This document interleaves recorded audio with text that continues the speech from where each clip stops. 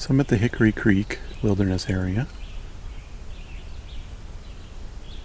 and I'm going to check out part of the trail, realizing by looking at the combination of the map and the length posted, I do not have the time nor the energy to hike the entire loop. Maybe I can make it to where the loop actually starts and back. We'll see. It is a 12-mile loop, which is quite something. That might be fun to do another day.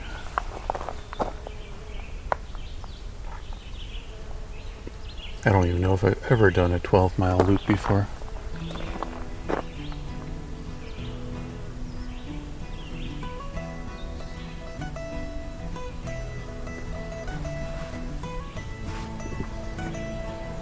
So according to the trail notes here, there's historical archaeological remnants here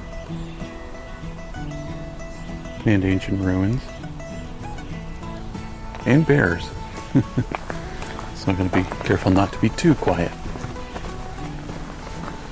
So maybe every once in a while I'm going to need to stomp around or something.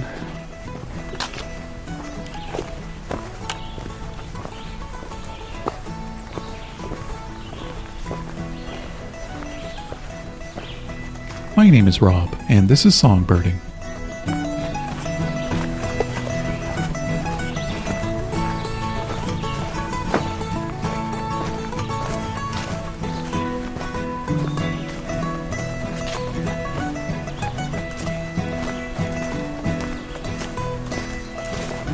The ground here is covered in ferns. It's all fern, which is really interesting looking.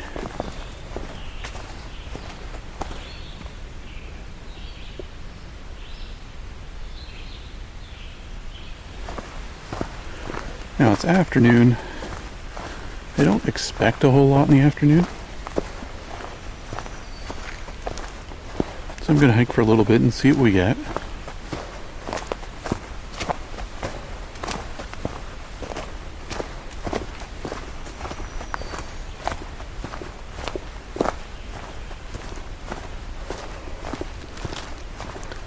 There have been quite a few times where I have gotten some really good recordings in the afternoon.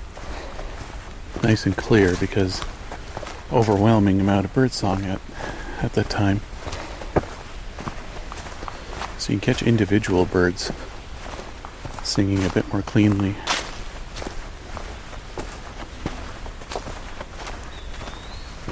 Ah, here we go. Something a little new for my trip here. Eastern woodpui coming up ahead.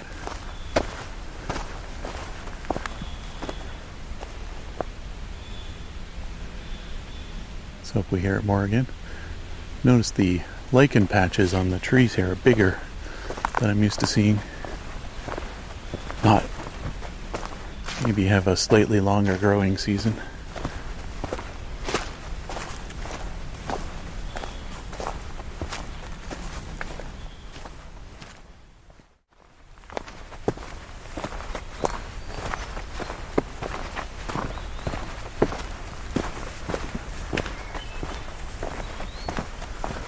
Got an eastern woodpui coming up here.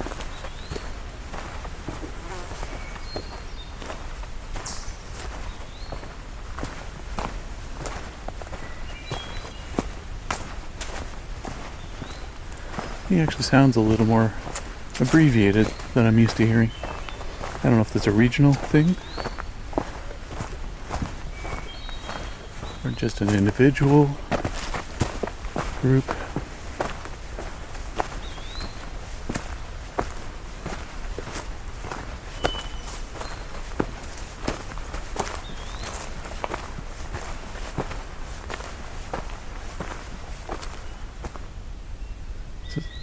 This is a very quiet place.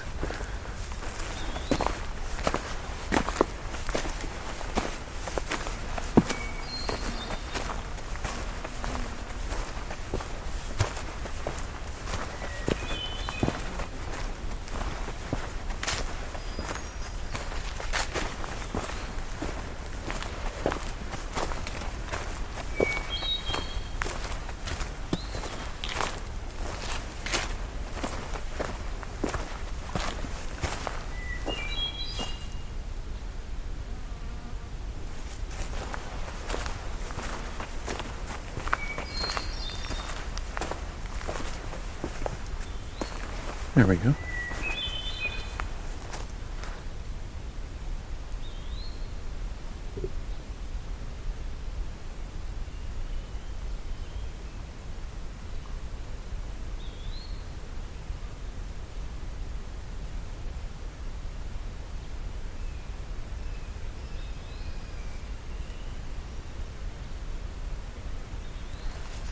The hermit thrush has gone quiet. That's what we're hearing coming up on it here.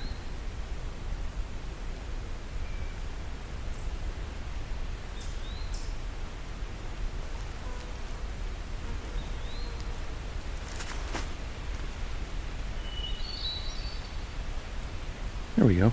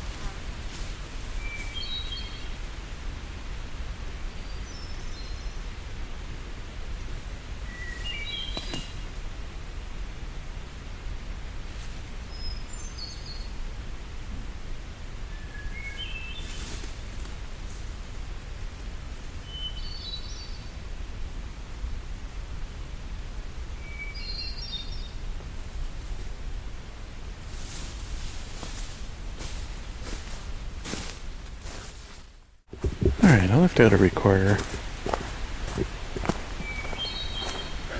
for that hermit thrush in eastern woodbury.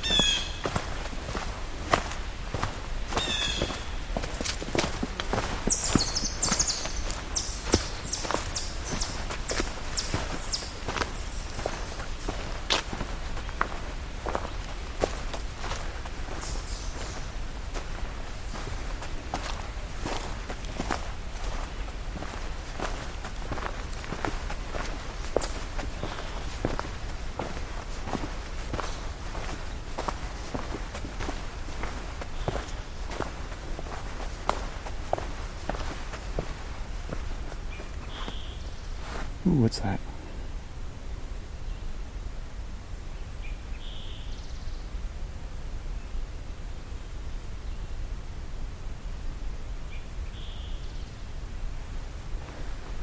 I'm hearing something interesting. I don't know what it is.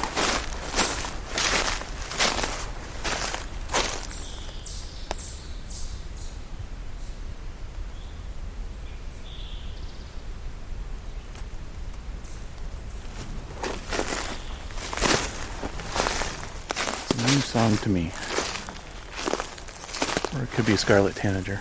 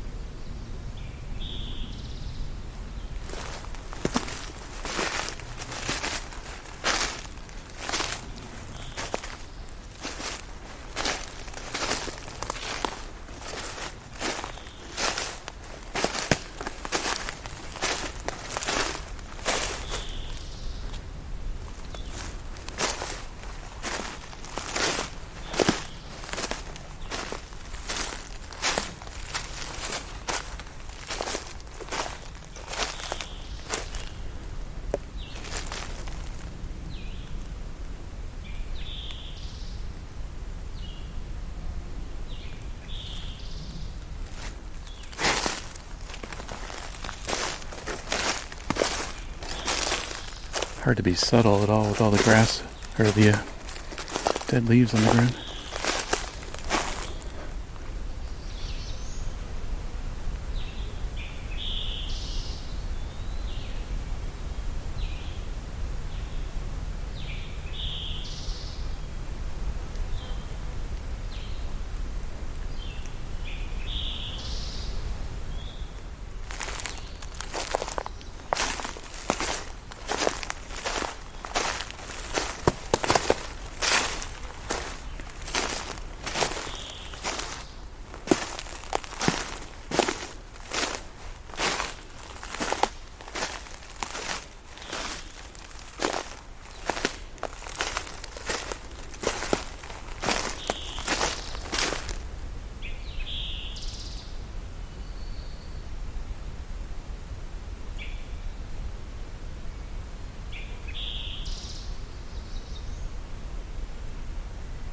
I'm going to look up summer tanager.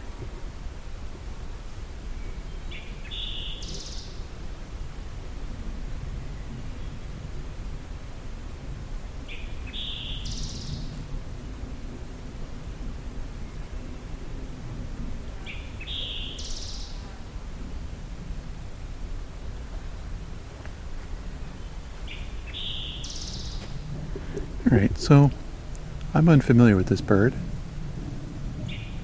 so I might have to see if I can find some way to see it.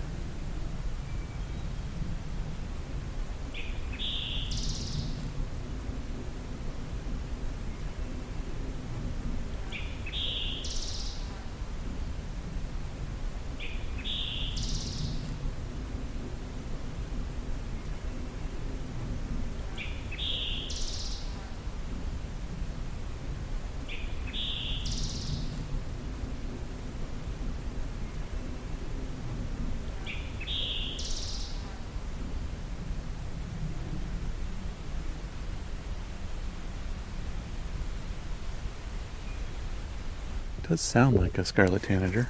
Merlin has no idea.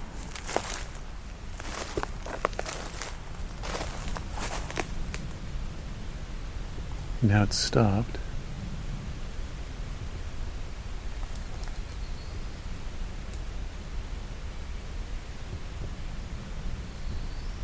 Hoping it'll move around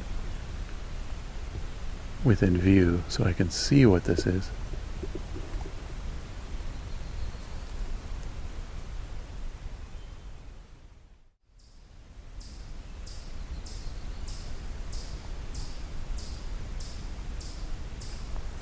Well, that was fascinating.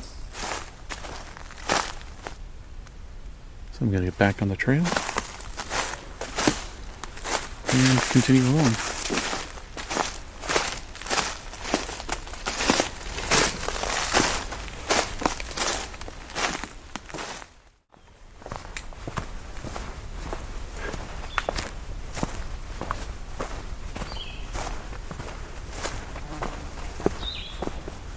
We've got a blue-headed vireo here.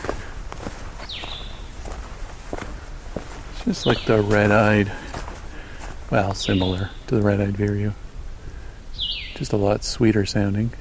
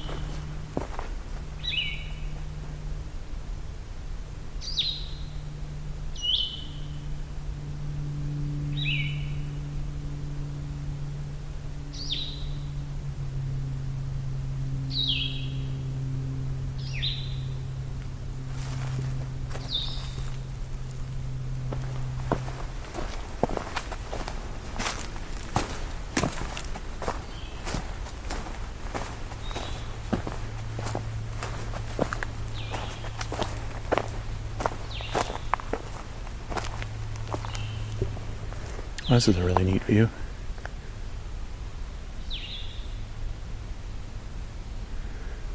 There's a hydro line just going right through the forest here. And cable. It's not even... See, in Ontario, if there's something like this, it'd be a huge tower. It'd be lots of high voltage wire stuff. This is just a simple 2-wire, 1-cable line going through the forest. It's not even that much power.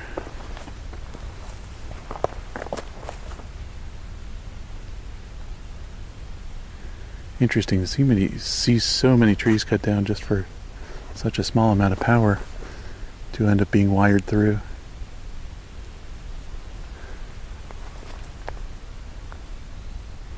I'm sure someday they're going to have to change it and add 5 more wires or something.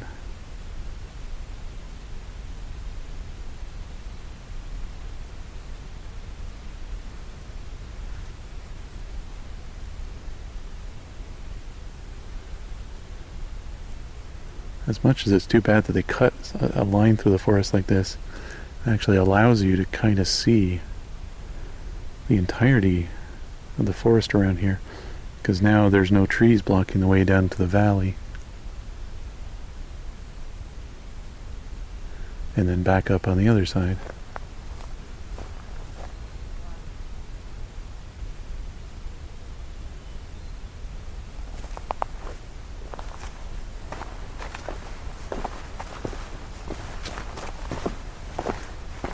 Now I'm at Hickory Creek Wilderness Area officially.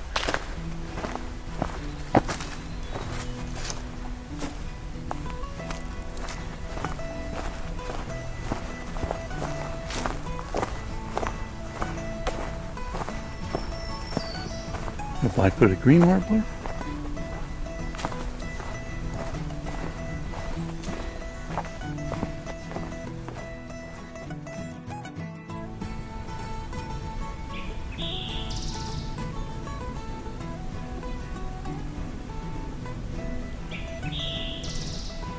Years later, I still don't know with absolute certainty what species this song was from.